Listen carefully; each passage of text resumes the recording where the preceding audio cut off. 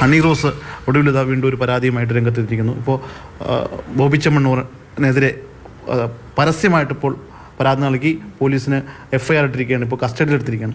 അപ്പോൾ ഇത്തരം ഇടപെടലുകൾ എങ്ങനെയാണ് കാണുന്നത്? ഹണി ചെയ്ത ഒരു കാര്യം എന്ന് വെച്ചാൽ, ഹണി സാധാരണ ഒരാൾക്കെതിരെ അല്ല പരാതി കൊടുത്തത്, അതും കൊടുത്തിട്ടുണ്ട്. പക്ഷെ എന്നാലും അവരെ ഒരു ഫംഗ്ഷന് വിളിച്ചുകൊണ്ട് പോയി അതിൻ്റെ ഒരു സ്റ്റേജ് കയറ്റി നിർത്തി അവിടെ നിർത്തി അപമാനിച്ചു.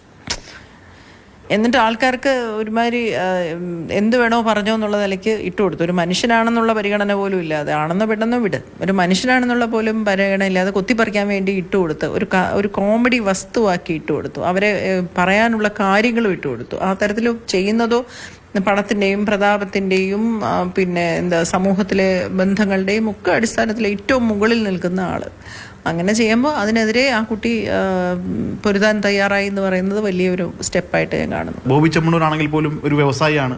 പക്ഷേ അദ്ദേഹത്തിൻ്റെ നാക്കിൽ നിന്ന് വരുന്ന പ്രയോഗങ്ങൾ, പലതരത്തിലുള്ള ദ്വയാർത്ഥ പ്രയോഗങ്ങൾ ഇപ്പോൾ ഹണി തന്നെ പറയുന്നുണ്ട് അത്തരത്തിലുള്ള, അതൊക്കെ ശരിക്കും പറഞ്ഞാൽ ഈ സ്ത്രീകളുടെ മുമ്പിൽ അത്തരം കാര്യങ്ങളൊക്കെ പ്രയോഗിക്കാൻ പാടുള്ളതാണോ?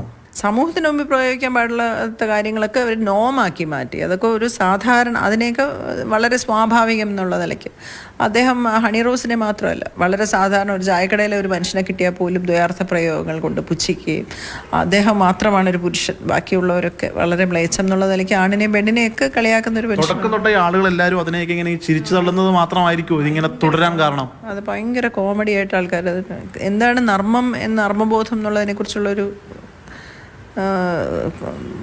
അബദ്ധധാരണയും കൂടി ഇതിനകത്തുണ്ടെന്ന് തോന്നുന്നു. പണ്ട് ഈ കക്കൂസിലൊക്കെ വരച്ച് വെക്കുമല്ലോ ഈ ട്രെയിനിൻ്റെ ഒക്കെ ടോയ്ലറ്റിലെ, അതേ മാനസികാവസ്ഥയാണ്.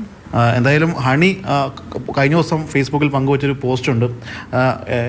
എത്രയൊക്കെ പണമുണ്ടെങ്കിലും ഹുങ്കുണ്ടെങ്കിലും ആ നിയമത്തിൻ്റെ മുമ്പിൽ ആ നിയമത്തിനൊപ്പം നിന്നുകൊണ്ട് പോരാടും എന്നതാണ്. നിയമത്തിനൊപ്പം അല്ല, നിയമത്തിൽ വിശ്വസിക്കുന്നു എന്നാണ്. ഞങ്ങളും നിയമത്തെ വിശ്വസിക്കുന്നു. ഈ ഓരോ കേസ് കൊടുക്കുമ്പോഴും നമ്മൾ നിയമത്തെ വിശ്വസിക്കുന്നതാണ്. അത് എത്രത്തോളം നമ്മുടെ കൂടെ നിൽക്കുമോ ഇല്ലയോ എന്നുള്ള കണ്ടറിയണം.